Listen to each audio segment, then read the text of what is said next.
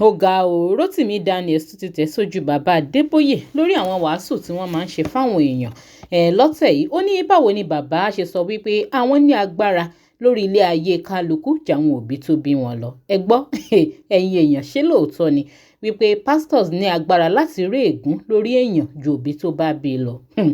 Ẹ wo bùrà Rotimi wọ́n sọ̀rọ̀ tó pọ̀ nínú fọ́nrán yìí, wọ́n tẹ̀ sójú bàbá Adébóyè gidigidi ni.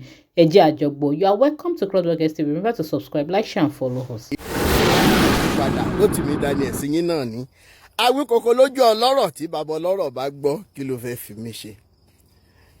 Ṣé ẹ rí ẹ mọ̀ wò pé kí tiẹ̀ ní ti arákùnrin ìlẹ́nu ṣé ẹ rí tó bá ti lóun bínú sálùjọ̀nù kó blọ́ọ̀kì ní àlùjọ̀nù ò ní yé sọ torí ṣé ẹ rí 2024 yìí gbogbo àwọn tó máa bọ́ ni mo tún wò yìí. Ẹ jẹ́ ń fún yín lára nǹkan tí èmi àtàlùjọ̀nù jọ ń sọ lọ́wọ́ kí n tó ní mo fẹ́ fi tó yín létí.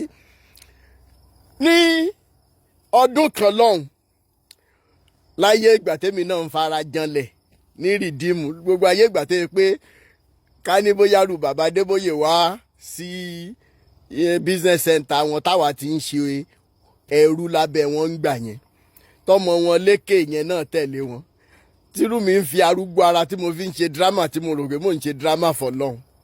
Ẹ mọ̀ pé gbọ́ ìgbà yẹn ojú tí lékè máa fi wò mí ni wípé wèrè leléyìí o dìdìrín leléyìí o ẹ tó yẹ kó lọ fa yé ẹ ṣe nǹkan gidi ṣé kó mọ̀ pé mílíọ̀nù lèmi nǹkan ló ń fa rajọ ló ń ṣe drama nonsense. Nígbà tá a bá dẹ̀ tó ń ṣe drama tán gbà yẹn wọ́n á dẹ̀ tún dìde wọ́n á pàtẹ́wọ́ pé ẹ ṣàṣetán ẹ lọ kó tọwọ́ yín lẹ̀ òun là wá gbà. Ìyẹn ni èkejì láàrin ara wa náà tó rántí condition mind àwọn obìnrin yẹn ó nìkan lára àwọn girls yẹn náà tí mo ask out nígbà pé torí àṣàdẹ̀ lè sọ pé torí wípé àti ìrọ̀nà ká mọ̀ tún fẹ́ yà torí yànà méjì ò kì í jòkú gbẹ nígbà tí ò bá sí owó gidi lápò tí ìta tún gbé dání tí ò tún ró jẹjẹ ẹ mọ̀ pé frustration máa ń mo bá tẹ̀síwájú pé ìwà arábìnrin mo dẹ̀ nífẹ̀ẹ́ o mo fẹ́ jẹ́ ká máa jọ ṣe wọléwọ̀de o kájọ máa fara yíra o.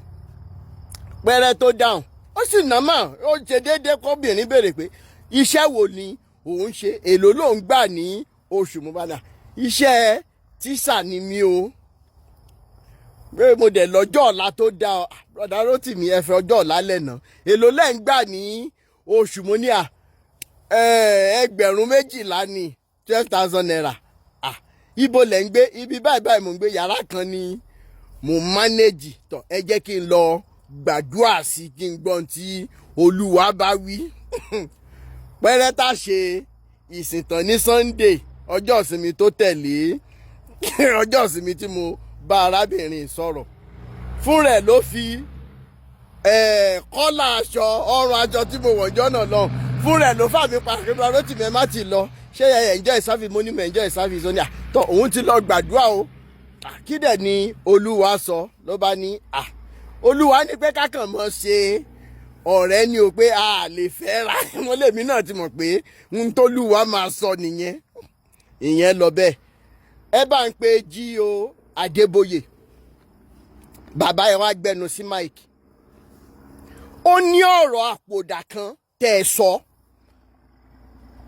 Ìdí tá a ṣe ní yé wọ yín ni wípé ẹ̀yin àgbà rádaràda ilẹ̀ lọ́lẹ́bọ̀lẹ́ ní ẹni tó bá ti so àgbàdo mọ́dì ó ti di alámùṣeré adìẹ.